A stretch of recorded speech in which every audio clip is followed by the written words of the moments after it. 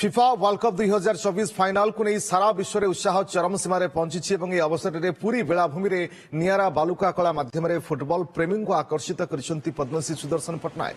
बालुका colour केन्द्र में रही फिफा विश्वकप ट्रॉफी। ट्रॉफीर दुई पार्श्व में स्थान पाई फाइनाल में मुहांमुही होगाकू जाउथबा स्पेन और अर्जेंटीनार जातीय पताका। गुड लक फॉर फाइनाल वार्ता लेखि उभय दल को शुभेच्छा जणाइछन्ति सुदर्शन। आकर्षणीय कलाकृति को देखा बेलाभूमि में पर्यटक और फुटबॉल प्रेमी भिड़ जमी।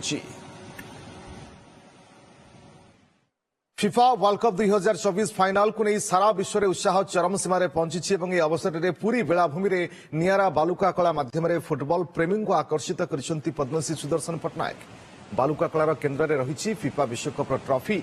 ट्रॉफीर दुई पार्श्व में स्थान पाई फाइनाल में मुहांमुही होगाकू जाउथबा स्पेन और अर्जेंटीनार जातीय पताका।